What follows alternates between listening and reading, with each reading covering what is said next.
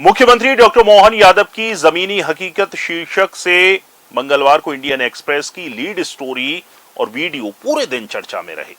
हम भी Indian express की गहराई से की हुई पड़ताल का हमेशा से कद्रदान रहे हैं, पर मुख्यमंत्री डॉक्टर मोहन यादव वाली खबर ने बेहद निराश किया। इसमें पत्रकारिता के सामान्य नियमों को भी किनारे कर दिया गया है। ये आंकड़ों को एक सूत्र में पिरोने का एक बेहतरीन डेस्क वर्क है, पर यह इंडियन एक्सप्रेस इन्वेस्टिगेशन नहीं माना जा सकता। इस स्टोरी में बहुत सारे झोल हैं।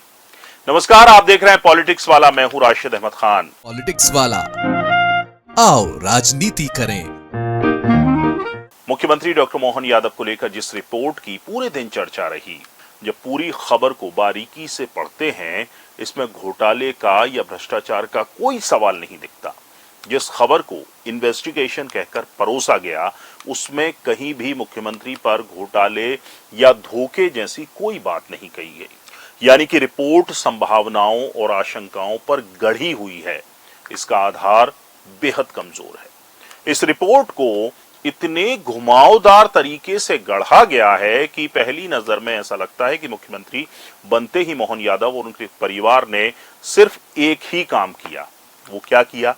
जमीनों की खरीदारी। इस खबर को पढ़कर यह भी लगने लगता है कि मुख्यमंत्री बनते ही मोहन के कुनबे ने रियल एस्टेट की कंपनियां खड़ी कर ली। सारे काम छोड़कर पूरा कुनबा बस जमीन ही खरीद रहा है। रिपोर्ट में दूसरा सवाल यह है कि मुख्यमंत्री के कुनबे ने जो भी जमीनें खरीदी, उनसे हाईवे निकल रहे हैं या दूसरे प्रोजेक्ट आ रहे हैं।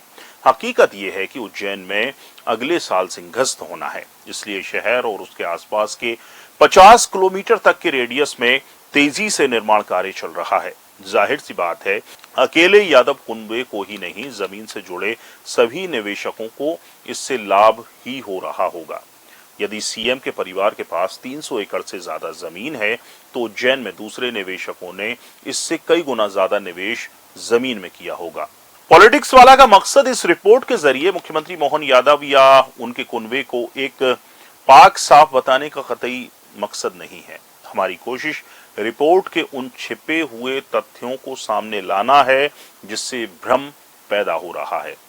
हम बिंदुवार रिपोर्ट में हुई चूक पर बात करते हैं। सबसे पहले ये इन्वेस्टिगेशन, सवाल यह भी है कि ये इन्वेस्टिगेशन कैसे हुआ।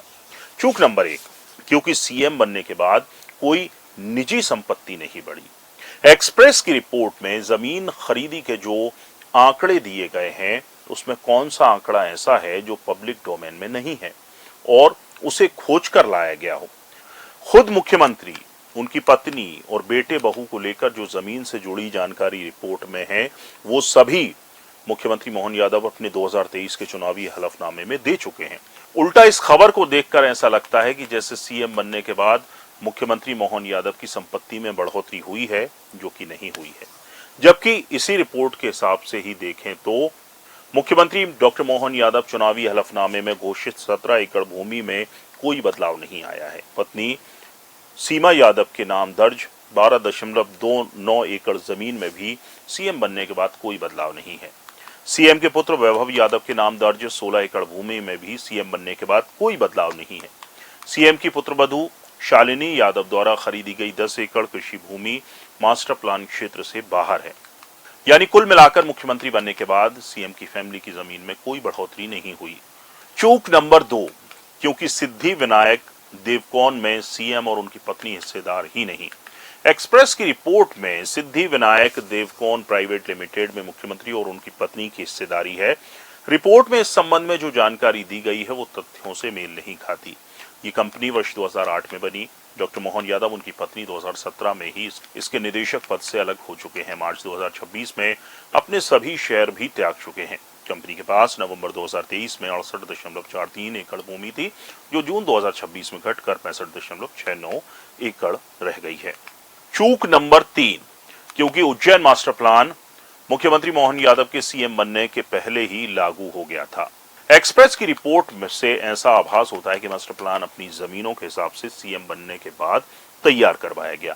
हकीकत यह है कि उज्जैन मास्टर प्लान 2035 मुख्यमंत्री बनने से पहले लागू हो चुका था। यह मास्टर प्लान मई 2023 से प्रभावशील है, जबकि डॉक्टर मोहन यादव ने 13 दिसंबर 2023 को मुख्यमंत्री बनाए गए, उन्होंने शपथ ली। ऐसे में सड़क हाईवे सीएम पद का प्रभाव करते हुए अपनी जमीन के करीब से निकालने का आरोप तथ्यों से मेल नहीं खा रहा।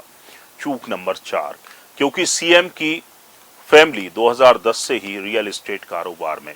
एक्सप्रेस की रिपोर्ट इस फेर में डालती है कि चचेरे भाइयों ने मोहन यादव के मंत्री और मुख्यमंत्री बनने से ही रियल एस्टेट की कंपनियां बनाकर कारोबार शुरू कर दिया, जबकि हकीकत है कि इस परिवार का रियल एस्टेट कारोबार 16 साल पुराना है। सीएम के चचेरे भाई ने 2010 में कंपनी शुरू कर उस वक्त 100 बीघा जमीन पर एक प्रोजेक्ट लॉन्च किया था, यानी ये बात गले नहीं उतरती कि मुख्यमंत्री पद का लाभ लेते हुए रियल एस्टेट का कारोबार शुरू किया। चूक नंबर 5, इसी कालखंड के दौरान दूसरे निवेशकों की खरीदी रफ्तार नहीं बताई। एक्सप्रेस की रिपोर्ट के मुताबिक मोहन यादव के सीएम बनते ही परिवार ने उज्जैन खरीदी की रफ्तार बढ़ा दी। ठीक है, पर इसी दौरान उज्जैन और आसपास के इलाकों में जमीन खरीद की औसत रफ्तार क्या रही, ये इस रिपोर्ट में नहीं बताया गया। बिना तुलना के किसी भी रिपोर्ट का जांचना बेहद कठिन होता है। बहुत संभव है कि उज्जैन में से मुख्यमंत्री बनने और सिंहस्थ के चलते भविष्य में विकास की तेजी की संभावना को देखते हुए पूरे इलाके में निवेश जमीन खरीदी की रफ्तार तेज रही हो। अब बात करते हैं उज्जैन में आने वाले बड़े प्रोजेक्ट की। मामला उज्जैन में जमीन खरीद की रफ्तार और हाईवे का है, तो ये जान लेना जरूरी है कि उज्जैन इस वक्त तेजी से रफ्तार पकड़ रहा है। शिवराज सरकार के कार्यकाल में बने महाकाल लोक के बाद से ही यहां जमीन के कारोबार ने रफ्तार पकड़ी। देश भर से निवेशक यहां आ रहे हैं। कुछ बड़े होटल समूह ने भी यहां निवेश किया है, जैसे कि विवांता बाय IHCL, ये ताज ग्रुप का है। इंडियन होटल्स कंपनी ने उज्जैन में 130 कमरों वाले नए विवांता होटल ला रहा है। मशहूर international brand IHG hotels Ujjain में अपना पहला हॉलिडे इन रिसोर्ट ला रहा है। सिबनेट होटल्स ने विंडहैम ब्रांड के साथ मिलकर ग्रीस की वास्तुकला पर आधारित सिग्नेट रिट्रीट की शुरुआत की है, जिसमें 100 लग्जरी कमरे और बड़ा वेंकेट स्पेस शामिल है। लेमन ट्री कंपनी वित्तीय वर्ष 2027 तक उज्जैन में 72 कमरों का एक नया होटल शुरू कर रही है। अन्य प्रोजेक्ट्स जिसके चलते जमीन ने रफ्तार पकड़ी है वो सिंगस 2028 और मास्टर प्लान 2035 के तहत उज्जैन को एक आधुनिक और कनेक्टेड धार्मिक हब बनाया जा रहा है। उज्जैन डोमेस्टिक एयरपोर्ट दताना हवाई पट्टी को एक आधुनिक घरेलू हवाई पट्टी में बदला जा रहा है। इसमें 250 करोड़ रुपए की लागत से 1800 मीटर का रनवे और नया टर्मिनल बनाया जा रहा है। इंदौर उज्जैन ग्रीनफील्ड कॉरिडोर जो कि 2935 करोड़ की लागत से 48 किलोमीटर लंबा 4 लेन एक्सप्रेस वे बनाया जा रहा है। इसके साथ ही मौजूदा इंदौर उज्जैन रोड को भी 6 लेन में अपग्रेड किया गया है। Delhi Mumbai express way connectivity की अगर हम बात करें तो Ujjain Jaora greenfield highway project का काम चल रहा है, जो उज्जैन को सीधे देश के सबसे बड़े दिल्ली मुंबई एक्सप्रेस वे से जोड़ेगा। उज्जैन को मालवा रीजन का बड़ा मैन्युफैक्चरिंग हब बनाया जा रहा है। हाल ही में अल्केम लैबोरेटरीज ने यहां 533 करोड़ रुपए के नए प्लांट की घोषणा की है। स्मार्ट सिटी प्रोजेक्ट्स की अगर हम बात करें तो महाकाल लोक के बाद अब पूरे शहर में smart traffic management, digital citizen service और घाटों का सौंदर्यीकरण किया जा रहा है। कुल मिलाकर इंदौर उज्जैन एक तेजी से बढ़ता हुआ निवेशकों का हब है। इसमें मुख्यमंत्री का परिवार जो 2010 से इस कारोबार में है, उसे भी उतना ही लाभ मिल रहा है जितना दूसरे कारोबारियों को। साथ ही मुख्यमंत्री के खुद के परिवार यानी पत्नी, बेटे, बहू की जमीनों में कोई बढ़ोतरी नहीं हुई है। मुख्यमंत्री के चचेरे भाइयों और भतीजों के नाम पर जो जमीनें हैं वे सब सार्वजनिक हैं। कंपनी बनाकर ये बिजनेस किया जा रहा है। रिपोर्ट में सीएम के भाई भतीजों का जो भी जिक्र है वो इन कंपनियों के दूसरे रियल एस्टेट के साझेदारों पर बात नहीं की गई है। यानी कि जो एक्सप्रेस की रिपोर्ट है उसमें झोल ही झोल है। पूरा वीडियो देखने के लिए शुक्रिया। वीडियो पसंद आया हो तो लाइक कीजिए, शेयर कीजिए और हमारे चैनल पॉलिटिक्स वाला को सब्सक्राइब जरूर कीजिए। नमस्कार।